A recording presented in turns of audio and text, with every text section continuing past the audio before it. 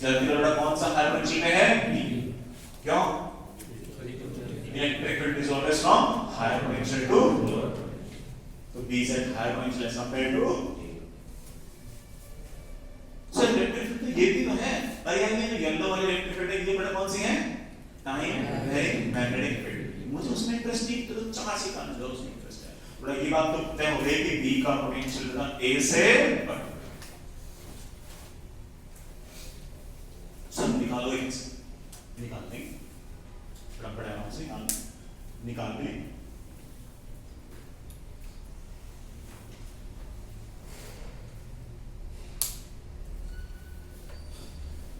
बड़ा निकाल देंगे, सुंदर। ये आपका सिलेंड्रिकल रीजन, ये बड़ा मेरे पास रॉड, ये बड़ा सेंटर वाला पॉइंट, बड़ा ये डिस्टेंस कितनी है? ये डिस्टेंस नहीं है, बड़ा ये एंगल टू ग्रुप। सुंदर, मैंने यहां से x डिस्टेंस दूर ऐसे ब्लैक पॉइंट, let's say मेरे बच्चे this angle comes out to be ठीक है, बड़ा मैं ये वाला डिस्टेंस में एक बार के लिए बड़ा देखना, ये वाला डिस्टेंस को स्मॉल एल्टीट्यूड, यहां पर इलेक्ट्रिक फील्ड आएगी S। बड़ा बताओ इस इलेक्ट्रिक फील्ड की वैल्यू कितनी है? बड़ा इस इलेक्ट्रिक फील्ड की R/2 dV/dt into dV/dt। बड़ा बताना सर dV/dt कितना है? B0। ठीक है, ये वाला एंगल थीटा, ये 90 माइनस करोड़ this angle again comes out to be. इस इलेक्ट्रिक फील्ड दो कंपोनेंट आएंगे, इधर की तरफ E sin थीटा और इधर की तरफ मेरे बच्चे क्या आएगा? E का cos। इधर की तरफ E का cos आएगा। बड़ा जरा देखना कि E का cos कितना होगा? E का cos का हो गया R/2 into बड़ा B0 का cos। बड़ा R का cos मैं जानता हूँ क्या होगा? इस R का cos तो ये लेंथ होगी, और ये लेंथ शायद मेरे सारे बच्चों को नजर आ रहा होगा, R² minus L²/4। वैसे हाई करो, अरे ऑन यार। Yes sir. By those high terms which we studied in 9th class, 7th sorry, generation के नाम से। अभी के लोग शर्मिंदा हैं, पूछे तो कैसे पूछे कैसे हैं, क्योंकि लोग 7वीं क्लास तक पहुंच गए। किसी का तो मन कर रहा हो क्लास में, तो ये पता लगता है कि ये कैसे निकाला, लेकिन लोगों ने इतने रिलेशन ला दिए कैसे ये बोल के साथ में बात, लेकिन रिवाइज तो नहीं किया उसका मतलब नहीं नो लाएगा। अगर ना है बड़ा कितना है R, ये कितना है L/2, बड़ा निकाल लो ना root of R² minus L²/4 है ना, पता लगेगा। खुश अब तो आपको पता कैसे पहले पता आप देखो, अरे समझ कमानी बड़ा इलेक्ट्रिक फील्ड आ गई E cos। यहाँ पर जो पॉजिटिव चार्ज और यहाँ पर जो नेगेटिव चार्ज होगा वो इलेक्ट्रिक फील्ड लगाएगा इधर की तरफ, उसकी वैल्यू भी कितनी होगी? E cos। अब ये तो सिखा दो ना, तो यहाँ पर जो पॉजिटिव चार्ज और यहाँ पर जो नेगेटिव चार्ज होगा वो इधर की तरफ एक इलेक्ट्रिक फील्ड क्रिएट करेगा मेरे बच्चे कितना? E', और उस E' की वैल्यू मेरे प्यारे बच्चों क्या होगी? E cos theta. और E cos की वैल्यू देखना कितनी है? B0/2 बड़ा निकाल दो, स्मॉल r का cos थीटा, स्मॉल r का cos है of course under root of R² minus L²/4 का रूट।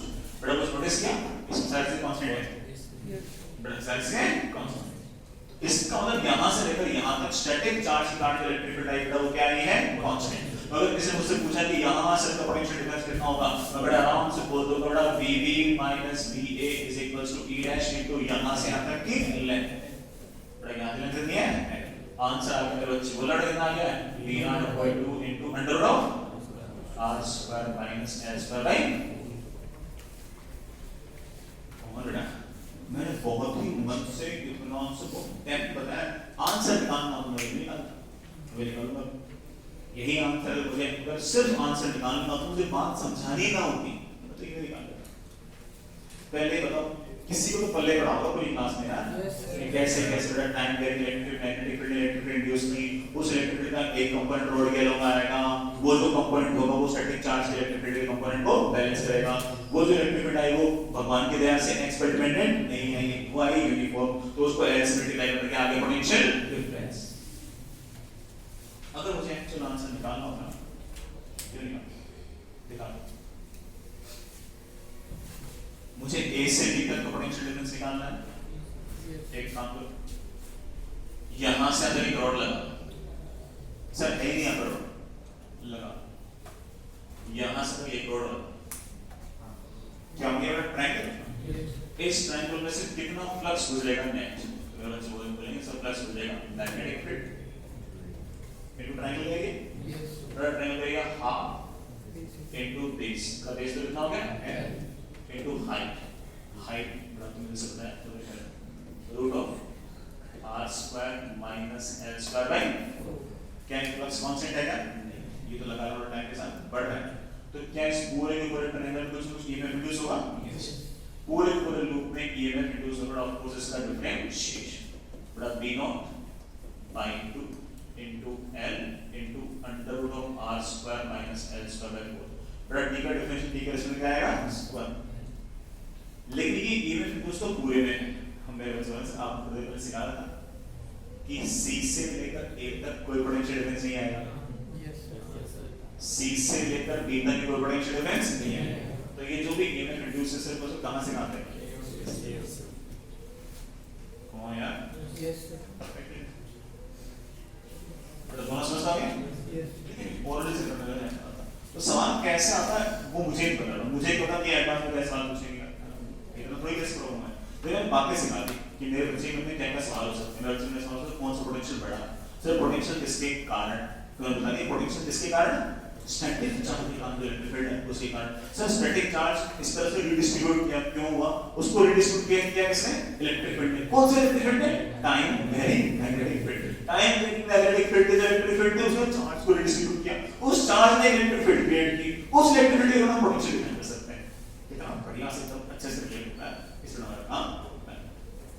मुझे आंसर तुम्हें रजिस्टर करते हैं, पूरा सवाल हो गया आइडिया लग रहा है मुझे सवाल में, सॉरी मुझे सवाल में इतना इंटरेस्ट था नहीं, ये वाला सवाल तुम ओरल निकाल लेगा बच्चा कहां दिमाग में सोचो सट से कर लेगा, मुझे इंटरेस्ट नहीं, मुझे बाद में इंटरेस्ट था, बाद में आ गई। यस, अगर किसी के पास टाइम हो, तुम्हारे को फिक्र हो, अगर किसी के पास टाइम हो, तुम तो साइड से बिजी लोग हो, है ना, बट किसी के पास अगर टाइम हो ना तो एक काम कर सकता है, सेम सवाल सेम सिचुएशन, सेम सवाल सेम सिचुएशन, वो रॉड है ना ऐसे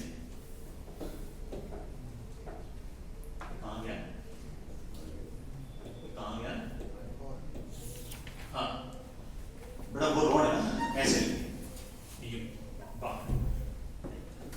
ऐसे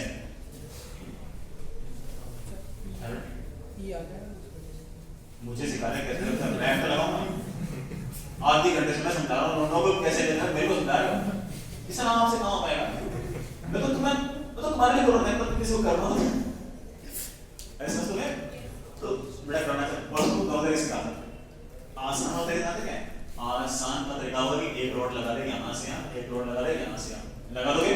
यस सर। यहाँ से का ईएमएफ इंड्यूस जीरो, यहाँ से ईएमएफ इंड्यूस जीरो, जो भी ईएमएफ इंड्यूस होगा सिर्फ और सिर्फ यहाँ से यहाँ, and that should be equal to d phi by dt। लेकिन जब फ्लक्स निकलेगा तो सिर्फ और सिर्फ ये वाला एरिया लिखना ना, अरे निकाल दो ना, क्या सेंटर का एरिया निकालते कैसे निकालते, निकाल आंसर है। और मैं ढंग से करना चाहता हूँ बस वही कहानी, थोड़ा यहाँ से x डिस्टेंस दूर जाना, तो एक छोटा सा एलिमेंट लेना, तो इलेक्ट्रिक फील्ड आएगी ऐसे, इलेक्ट्रिक फील्ड आएंगे दो कंपोनेंट, ये वाले कंपोनेंट ये वाला स्टेट चार्ज आएगा, वैसे ही बना दोनों से आंसर एग्जैक्टली मैच। तो किसी का टाइम आज नहीं बड़ा मान लो कि जेई में के बाद ये कोई लगे कि सर मैं हल्का सा वाला काम करूं और ये वाला काम कर लूं, पूरा पूरा वैसे से रिवाइज हो गया करना ठीक है। आगे नेक्स्ट सेल्फ इंटरफेरेंस चीजें बना चैप्टर में यहां से अचानक से एक्सट्रीमली इजी होना स्टार्ट कर दी, क्योंकि जैसे सर्किट आता है वैसे बच्चा कंफर्टेबल रहता है, बच्चे को दिक्कत आती है कॉन्सेप्ट से, बच्चे को दिक्कत आती है लेंस से, बच्चे को दिक्कत आती है कि किस तरह से मैकेनिकल एनर्जी इलेक्ट्रिकल में बच्चे को आके न्यूटन से लगा दिक्कत, बच्चे को दिक्कत सर्किट में नहीं आती। जैसे सर्किट का रेजिस्टेंस, कैपेसिटर और इंडक्टर आता है, सवालों का लेवल अचानक से कम हो जाता है और बच्चे के मन में उसने मान लो कि हर सर्किट का दो तीन सवाल कर रखे हो तो उसको दिख जाता है कि हाँ जितने भी सवाल लगभग लोगों हमने जो कर रखे हैं उसके जैसे सी। ये जेई एडवांस का पुनः ट्रेंड भी रहा है कि जब भी सर्किट होता है, रेजिस्टेंस, कैपेसिटर, इंडक्टर होता है तो सवाल अचानक से थोड़ा सा इजी बन ही जाता है।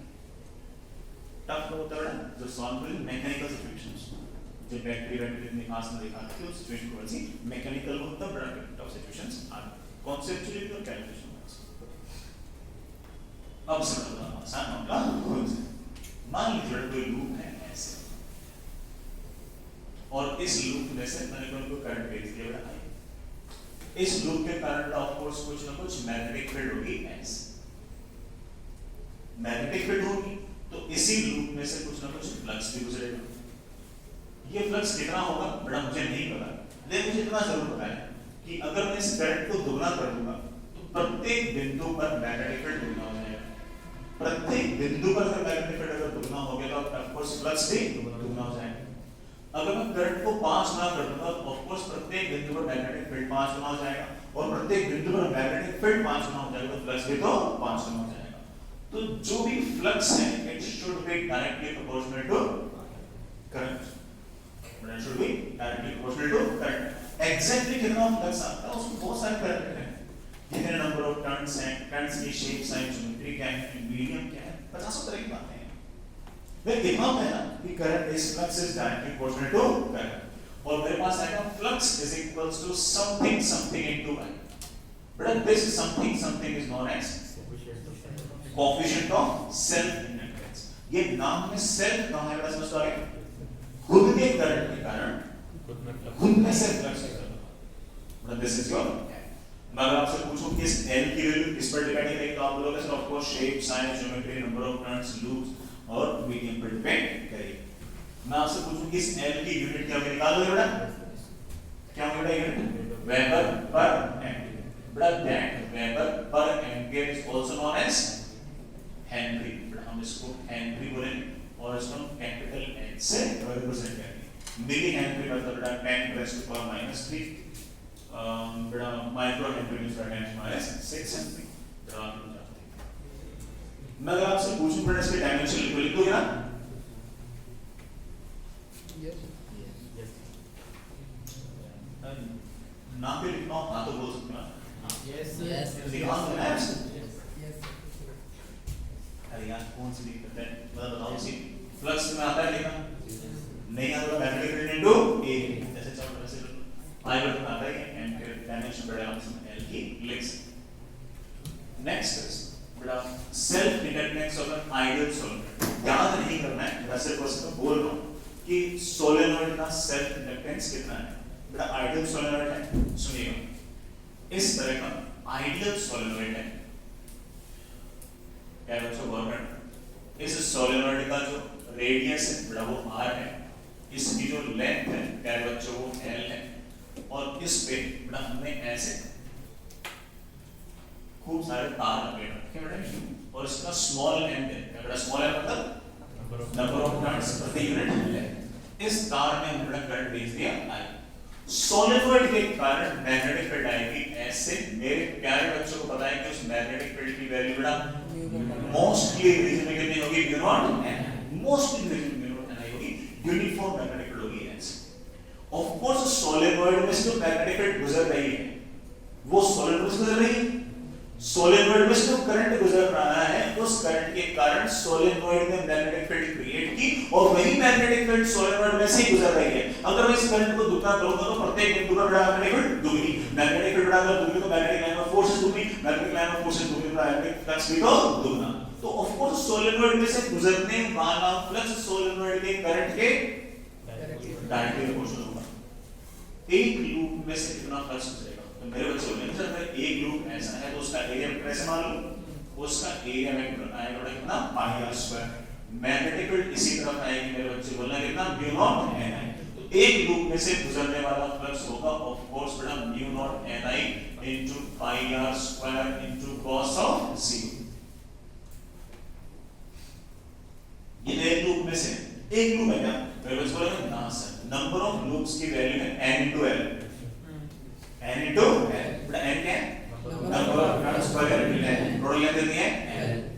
l, बड़ा number of turns n into ध्यान से देखो, बड़ा पूरा फ्लक्स आ गया है, प्रत्येक पूरे लूप में सारा फ्लक्स आ गया है, और जैसा हम लोग कहते हैं flux is directly proportional to बड़ा व्हाट? करंट, और फ्लक्स की वैल्यू आके बड़ा बोलना mu naught n square into pi r square into l into, come on beta, flux is directly proportional to current, beta. What is this constant of proportionality known as?